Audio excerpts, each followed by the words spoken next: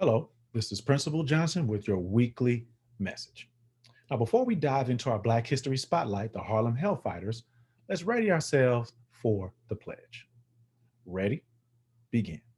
As a student of the Man UCLA Community School, I vow to stay prepared, be responsible, have integrity, be determined, and strive for excellence every day. I will resist peer pressure and be my own individual and never bully any of my fellow Panthers. I will be a positive influence on my fellow Panthers to develop a safe environment full of critical thinkers, problem solvers, and respectful communicators. To this pledge, I will be true and dedicated to the white and blue. So, the spotlight this week is on the Harlem Hellfighters, who are a black regiment in World War I. They were also known as the 369th Infantry. What's significant about their contribution is they spent more time in combat than any other American unit. Let me repeat myself. In World War I, they spent more time in combat than any other American unit, which is significant. When they were first brought together, they were trained in the Jim Crow South, South Carolina. They were constantly subjected to racist acts such as being hit and kicked, being spat upon and called racist names.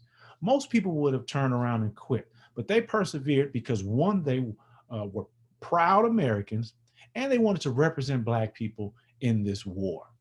And for that, they deserve to be commended. In 1918, the Hellfighters were added to a French troop to fight on the front line. So they weren't even thrust to fight alongside other Americans. They were mixed in with the French and were the first Americans to fight in World War I. The Hellfighters suffered great losses, 144 deaths and over 1,000 were wounded. But despite those casualties, they earned a reputation of being the fiercest American fighters in World War I. One of the fiercest fighters was Sergeant Henry Johnson. He killed several people on the other side for America. He was awarded the Medal of Honor by President Barack Obama 97 years after that battle in France. And this is something that I wanted to highlight because it connects to what our mission is for you and what our vision is for you.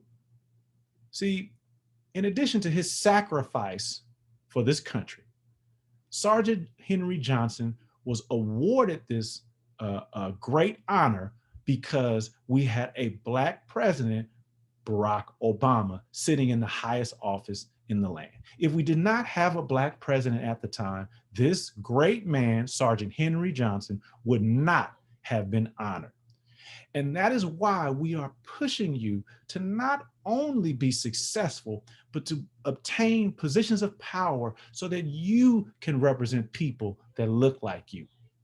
You have Sergeant Johnson, who made this great sacrifice, but it took nearly a century for this man to be recognized.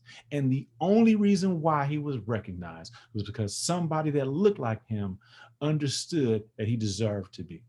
So we expect our Black and brown students to obtain positions of power so that you can do the same for the people that follow you.